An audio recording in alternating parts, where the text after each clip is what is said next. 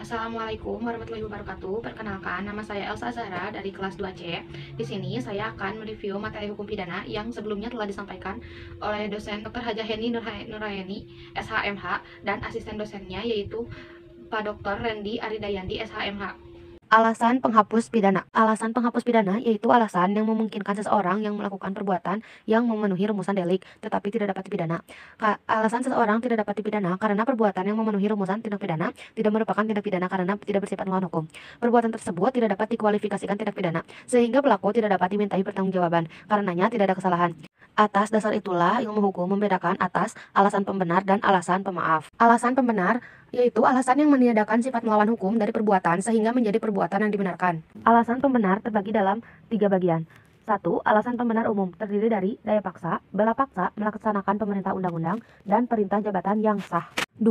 Alasan pembenar khusus terdiri dari 1. Dokter dan para saksi yang menghadiri perkara kelahiran tanding. 2. Pencemaran demi kepentingan umum atau karena terpaksa untuk membela diri. Dan terakhir yang dihina dengan putusan hakim yang menjadi tetap dinyatakan bersalah atas hal yang dituduhkan. Terakhir ada alasan pembenar di luar undang-undang yang terbagi menjadi 3 bagian. 1.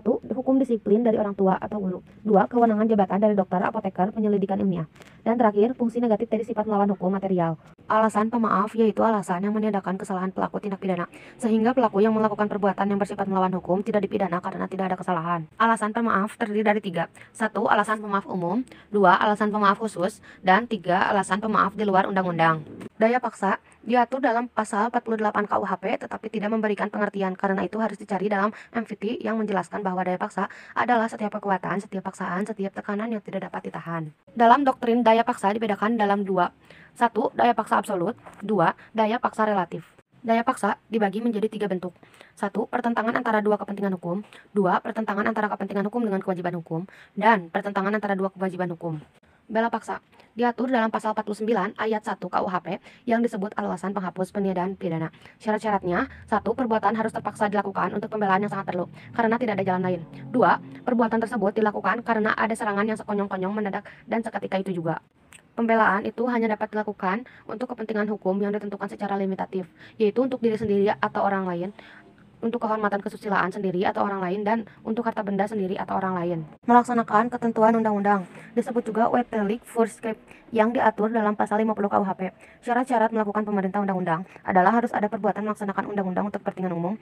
Perbuatan tidak terbatas pada pemerintah undang-undang saja, tetapi juga atas wewenang yang diberikan undang-undang. Perbuatan harus patut, wajar, dan masuk akal. Perbuatan yang masuk ke kategori melaksanakan undang-undang tidak bersifat melawan hukum, sehingga masuk dalam alasan pembenar.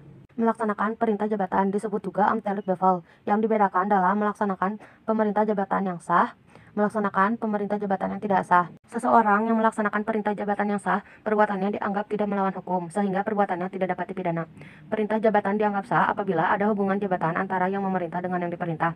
Kewenangan yang memberi perintah harus disesuai dengan jabatan yang bersifat hukum publik.